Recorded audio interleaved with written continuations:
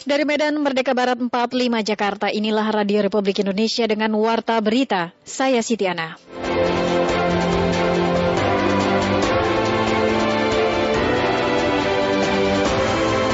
Mendengar Kepala Staf Kepresidenan Muldoko menyebut keterisian tempat tidur atau bed occupancy rate atau BOR di Rumah Sakit Darurat Wisma Atlet Kemayoran mulai berkurang karena PPKM. Hal tersebut disampaikan Muldoko usai meninjau RSD Wisma Atlet Kemayoran Jakarta pada Jumat 6 Agustus 2021 sore tadi. Berikut Rini Hairani melaporkan. Ya, Bismillahirrahmanirrahim. Assalamualaikum warahmatullahi wabarakatuh.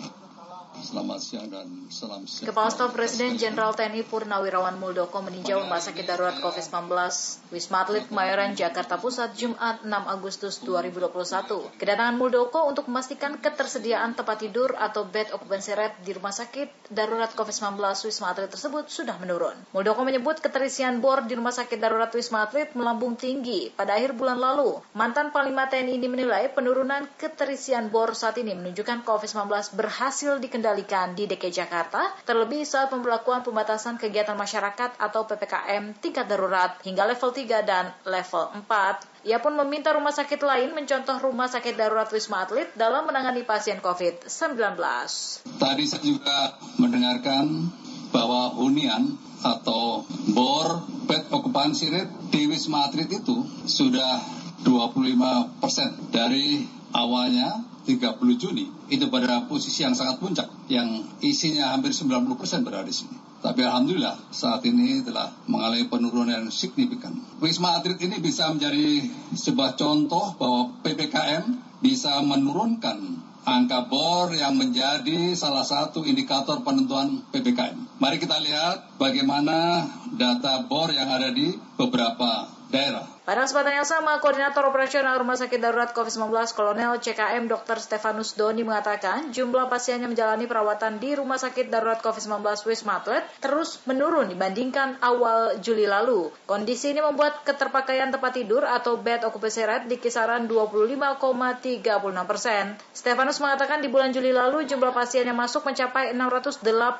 orang dalam sehari, sedangkan dalam 3 hari terakhir ini sudah turun sampai kisaran 140, 120 dan 121 pasien per harinya. Dan kasus untuk di RSDC sendiri, Wisma Atlet, kita ketahui bahwa kasus aktif hari ini 2002 penambahan per harinya saat ini 121 dan total meninggal 453 sehingga angka kematian 0,49% dan tingkat kesembuhan kita 96,73%. Angka dengan dibandingkan dengan jumlah bed yang ada sehingga BOR kita 25,36%. Jadi mulai menurun sejak 1 bulan ini, mulai awal Juli 25,36% BOR-nya saat ini. Per tower-tower ini sehingga kita untuk mengefisienkan SDM sehingga tower 4 yang tidaknya terisi kita kosongkan untuk melengkapi tower yang ada yaitu 4, 6 dan 7 sehingga ini mengurangi atau mengefisienkan SDM yang